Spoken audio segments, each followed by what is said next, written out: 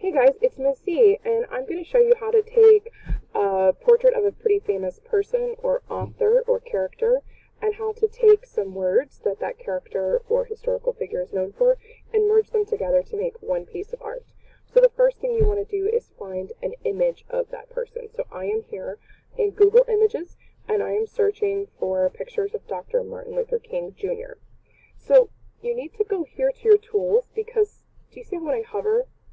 There's different numbers that appear, 768 times 432. That's the size of the image, and we actually want a fairly large image for this project. So if you click right here on Search Tools, and then you click on Size, and you choose Large, it's only going to show you images that are the correct size. So then you want to find a picture of the person that you like. So I like this picture right here, so I'm going to click on it, and then I'm going to click right here where it says View Image. So there it is, nice and big. And this I would say is a pretty good image. You're going to right click, save image as, and save it somewhere to your Google Drive where you know it's going to be. So I'm going to save it here as Dr. King Portrait. So there it is, now it's saved. I can actually exit out of this, I don't need it anymore. And I'm going to go to over here to Pixlr. So I actually have gone to Pixlr.com. I'm going to show you how to start from the beginning. Pixlr.com. So you scroll down, and you see the butterfly, you always look for the butterfly, and you choose Launch Web App. And then it's going to ask you a question. So the first thing you want to do is you want to open image from computer. And you're actually not going to pick the portrait you just saved very first. You're going to go and find the quote poster template. Now I've given that to you somehow, probably through Google Classroom, but it could be some other way. I want you to go find that, click, and open. Whenever you see a gray checkerboard, that means it's clear, so transparent, like a piece of saran wrap, okay? This is clear. So now we want our historical figure to be here. The rest of the time I'm just going to say Dr. King. We want Dr. King to be here. If I go File Open, that's going to open up a separate file. But I don't want to open up a separate file. I want the file to exist here. So I'm going to go to Layer, Open Image as Layer. Then I'm going to go find my portrait, click on it, and open. Oh, and you can see, it's a little bit big there. So I've got a great tool. I go Edit, Free Transform, and I can shrink it down. Okay. Now you do want it to take up most of your page, so even though I shrunk it down, I can kind of see my page a little bit. I'm going to click off to the side, say Yes, Apply the Changes. I'm going to go to View, Zoom Out, so I can see my page better. And now I'm going to go back here. I'm going to go Edit, Free Transform, and I'm going to stretch it out so it's nice and big. I really want his face to take up most of it.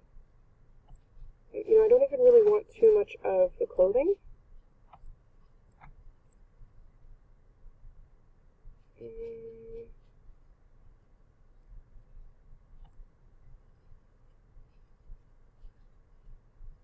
going to make this one really big, I think. Okay, and then I'm going to click off to the side and say Yes, Apply the Changes. Okay? At this point, you want to save, because Pixlr will crash on you and you will lose your work. The way you do that is you go to File, Save. Up here, I want you to save it as something you know. So I'm going to save it as my name, Ms. Z, and then I'm going to type in Dr. King. And you're actually going to hit this triangle here, and you're not going to save it as a PNG. You're going to save it as a PXD, okay? That means that we can see all of our layers. So I'm going to click that, and I'm going to choose OK, and I'm going to choose Save. And wait, now I've saved. So I'm ready to do some more things, but the first thing is you probably can't see all of your layers. So if I click this layer box, take it over here. These are my layers. This is what I'm dealing with right now, okay? So, what is the next thing we're going to do? Let's name our layers. The very top layer should be Portrait. And this layer right here, we're going to call Black, and you're going to see why in just a second. So go ahead, and you want to turn off your Portrait layer. Watch what happens. He's not gone. I've just hidden him for a moment. So we're going to hide him. Whichever layer is highlighted is the layer you're changing. So we're going to highlight this layer because we want to change it. And I want it to be black. So I'm just going to make sure I've got my black color chosen. Okay, see my color appears right there. I'm going to click on my Paint Bucket tool. And I'm going to click Fill. And there it is. Now it's all black. That's great, right? So now I'm going to click back here on my portrait. Okay, you want to make sure you have your portrait layer selected. So I've got my portrait layer selected. And we want to make this portrait black and white. So the way we do that is we're going to go to Adjustment, and you're going to go to Hue and Saturation, this very second option. You're not going to mess with lightness, but you're going to take the saturation down, and you can take the hue down too if you want, okay? And then you're going to click OK, and there you are. Now you have no color left. Okay, we want our light areas really light, and we want our dark areas really dark. So what we're going to do now, what we're going to do now is you're going to go to Adjustment and Brightness Contrast.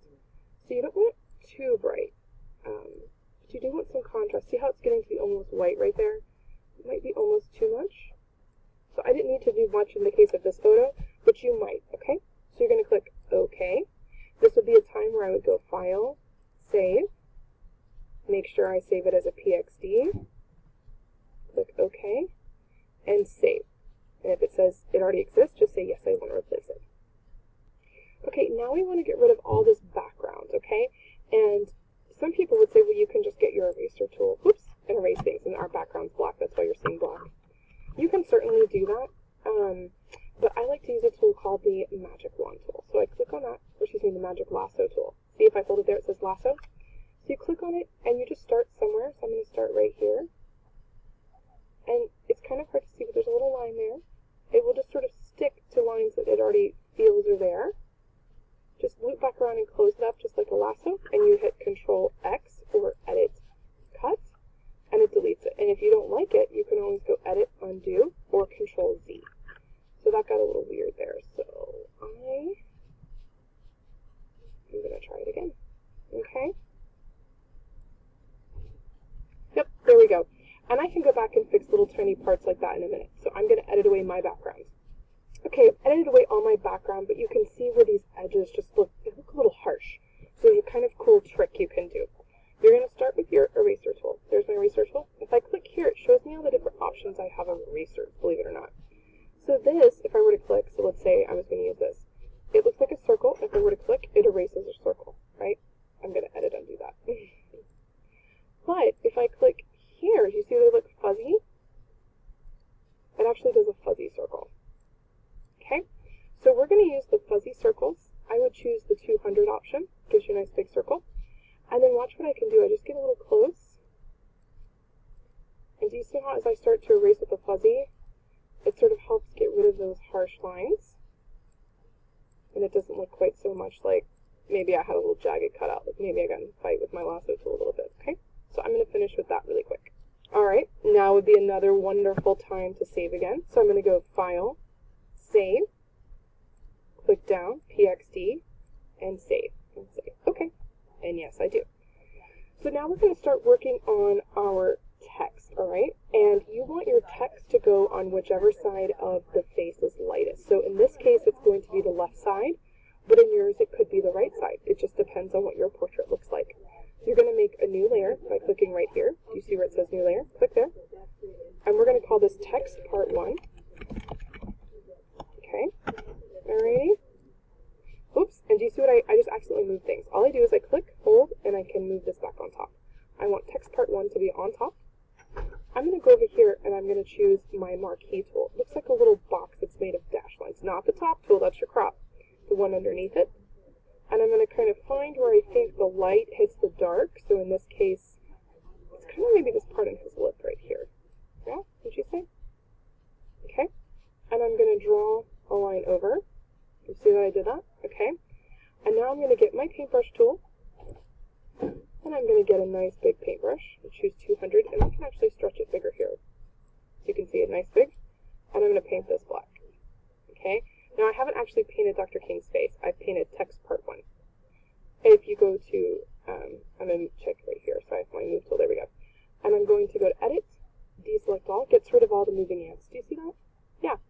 So now I'm ready to add a little bit of text. And the way I do that is I click right here on the text tool. Starts with letter A. See that? Type tool. Click there. Click anywhere on your artwork. And you're going to change the color to white. There it is, white. Okay? And I know this might be an opportunity where you think you're going to want to be creative, but trust me, you're going to want to pick white because we're going to actually get rid of the white in a minute. Okay? So choose white, click OK, and then type in your text. I would keep it in all caps. So I'm going to say, I have a dream. Okay? There you are. And you want to have a font that doesn't have serifs. So serifs are like the little extra pieces on like M's and A's. I'll show you. That has serifs. See the little extra parts? That has serifs. See the little extra parts, right? That does not. Serifs. See the extra part on the V? Watch the V. No extra parts in the V. So we want something called sans serif. That means without the serifs. The serifs are the extra little parts. See that? We don't want those. So I'm going to go back down here to Verdana. If I can find it. There it is. Nice. And I'm going to choose it bold. You can choose whatever font you want, just no serifs. Okay? I have a dream. Now, here's the deal. I want it to be this like straight edge right here. I want it to be right here. So see my text? I don't want it centered. I want it right like that. Do you see that? Yeah. And then you're going to make it a little bit bigger, but not too much bigger. And you'll see why in just a minute. And you might have to play with your text, but you don't really want it super big. I kind of promise you that, okay? So I'm going to say, I have a dream. You know what? And I might even change this up. I think I'm going to play with my text for a second. So you can play with your text to get it the way you want it to look. Okay, you can see I was playing with it a little bit. So this is what I have now. I have a dream, MLK, with his born and died years. And so I'm going to say, okay, all right. And then I'm going to do something kind of neat. I'm going to rasterize this layer, okay? So if I go to Layer, and then I'm going to choose Rasterize Layer, kind of in the middle, all right? That makes it so I can go to Edit, Free Transform, and now I can stretch this to fit kind of however I want. You can kind of see it's a little bit tricky.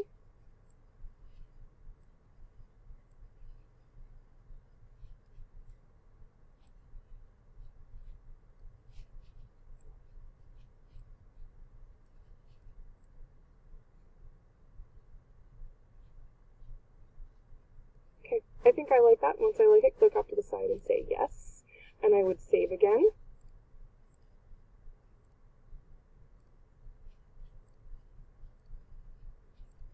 Alright, now I'm saved. So the next thing I want to do is I want to merge these two layers. I can click here to see all my layers. This is where I was typing, and this is text part 1. I want to merge those. So make sure they're one on top of the other, and they are. And then you're going to go to Layer, and you're going to choose Merge Down. Watch what happens in my layer box. Now they're combined into just text part 1. Do you see that? Okay. Now we're going to pick our magic wand tool, which is right here. Do you see that? And I want you to be on text part 1. I want you to turn the tolerance up to 100. And I want you to click on the back of text part 1. See that? So everything highlights.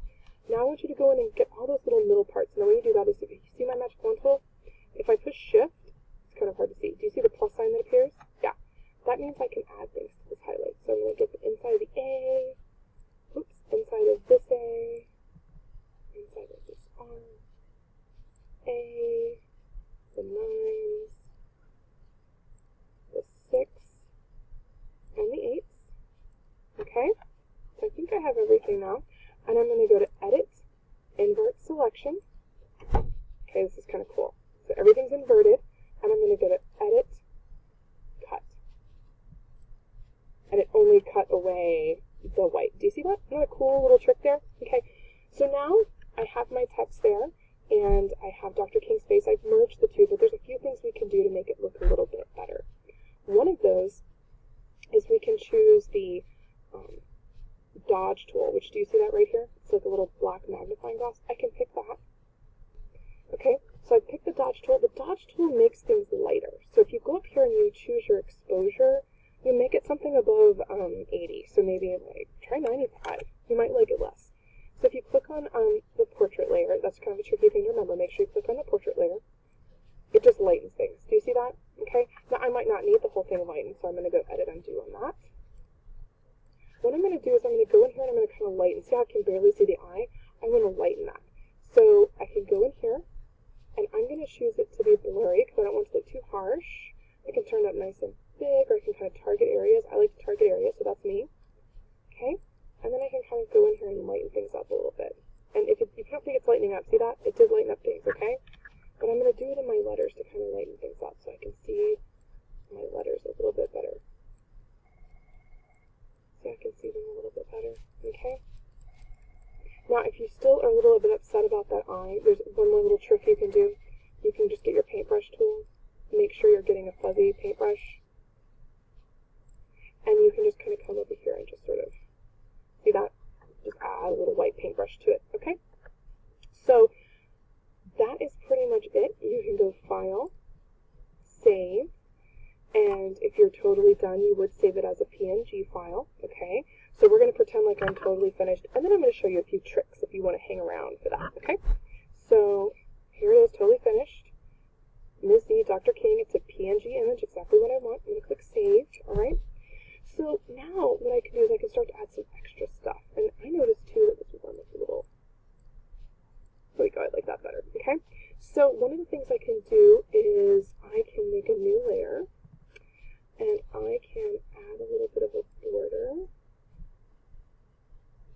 Okay, if I want to. And then I can get my magic wand tool or my paintbrush tool.